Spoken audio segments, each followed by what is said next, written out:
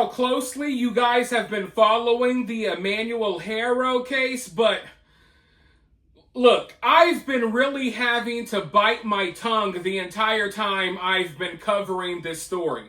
I'm trying to work on myself. You guys know that I can really get riled up, especially when it comes to people doing horrible things to kids. So I've been trying to be more reserved than usual when it comes to this story. But let's just say that from the looks of things, I know we don't officially know. We do not officially know what happened to Emmanuel yet. But from the looks of things, the walls are starting to close in on Emmanuel's parents. It kind of reminds me of like the trash compactor scene from the Star Wars movie. Do any of you all remember that scene? And there's that little eyeball alien moving around the trash and Chewbacca's like trying to stop it. That's what I feel like Emmanuel's parents, I feel like they're in that kind of predicament right now. Because the mainstream media or local media outlets, they're already posted up outside the house like 24/7 now. They smell the blood in the water. They know that these parents are most likely guilty and they want to be there for the entire process. You got the YouTubers, the TikTokers, they're starting to show up. Locals are starting to drive by the house, right? And then you got investigators. They've been to the house multiple times. I believe they actually went to the house earlier today, multiple times today actually, and at one point no one was even home. So who knows where they were at that point, but we know for a fact that Jake was at the home today because he spoke to a local reporter, and from the looks of things, he also spoke to his lawyer. As you guys know, they stopped cooperating with police officers and investigators. They refused to take lie detector tests, and they lawyered up. We now know that their lawyer is a man by the name of Vincent Hughes. You're looking at his car outside their home right now. Now, if I'm not mistaken, he actually represented Jake in some of his previous cases because we know that Jake has some legal issues going on. But he was at the house today for a while. Who knows what they were talking about, but I do know that he gave a few words to some local reporters, and right now it looks like we're at the stage where Jake, I don't want to say they're playing victim, because of course we don't know what happened to Emmanuel yet, but Jake is saying that he feels like his family's being harassed and people are treating them unfairly, and they don't want people coming to the house and stuff like that. So he's kind of, taking the position of, oh my God, why are people treating us like this? I'm going to go ahead and show you the news clip from the local reporter that actually spoke to Jake so you could hear it from him instead of me. Let's go ahead and roll that clip really quickly, and then I'll be right back with more thoughts of my own. Missing baby Emmanuel. His family claims he was kidnapped on Thursday. News Channel 3 just speaking with the boy's father, Jake Haro, saying he feels his family is being harassed while their son remains missing. Let's go live to News Channel 3's Garrett Hoddle, who is outside the family's home in Cabazon. Garrett.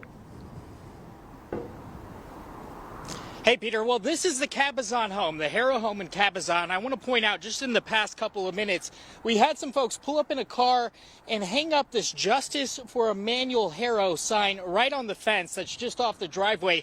The Haro home behind me had investigators here last night searching the area for any details about where or what happened to little Emmanuel Haro. Let's briefly walk you through the timeline of events, going back to last Thursday when the mother, Rebecca Haro, said that she was attacked at a Big Five sporting goods store, and then when she came to, she found her baby was missing.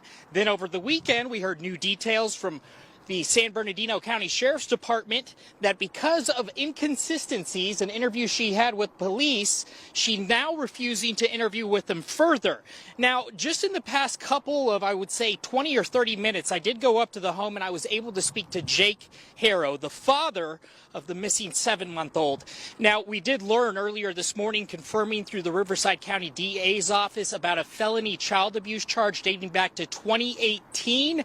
And we've also confirmed that canines have been used in the search in the area. In fact, we just received a press release a few minutes ago from the San Bernardino County Sheriff's Department, who did confirm those details.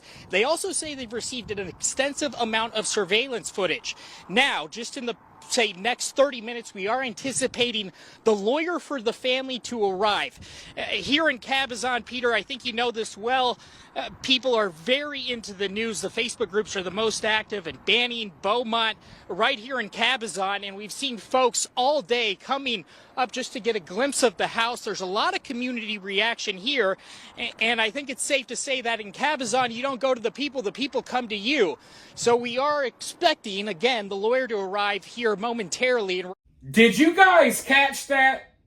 I'm sorry, but my mind totally blanked out on everything else said in that news clip after he said that law enforcement has received an extensive amount of security footage. Not just, we're lucky enough to get one little security camera from what angle. They have an extensive amount of security footage. And, I mean, just look at what's happening. You mean to tell me they have an extensive amount of security footage, and even though they got all of this footage, they're still at the house multiple times a day? They done brought the canines. They done came and collected all types of boxes and all types of evidence. So whatever security footage they have, it's not backing up Rebecca's story. Obviously, whatever security footage they have, and I guess they have a lot of it, we were under the impression that they might not have any footage at all. Okay? And then earlier it was revealed that, oh wait, there's this one camera that kind of faces this parking lot from this other business. Maybe they may have some footage there. There's also claims out there that the mother was caught on security cameras at a discount mall, and she had the black eye on August 3rd. So they have an extensive amount of footage. And obviously, I mean, from the looks of things, I'm not there, I'm not in the police cruiser, but from the looks of things, I don't feel like they're following all these other types of leads. If they had some security footage of like, oh, here's this suspicious vehicle speeding off from the scene, we think they took little baby Emmanuel. That's not necessarily evidence that they would withhold from the public. You want the public to know what the getaway vehicle looked like. What did his abductor's vehicle look like, right? I mean, that's the whole point of an Amber Alert. Your phone starts buzzing and it tells you, oh, this kid's missing from this area with, in this kind of car. This is a license plate number. So when you have a missing kid and you have security footage or some sort of evidence, suggesting that, oh, someone took the kid and sped off or ran off, that's not evidence that you withhold from the public.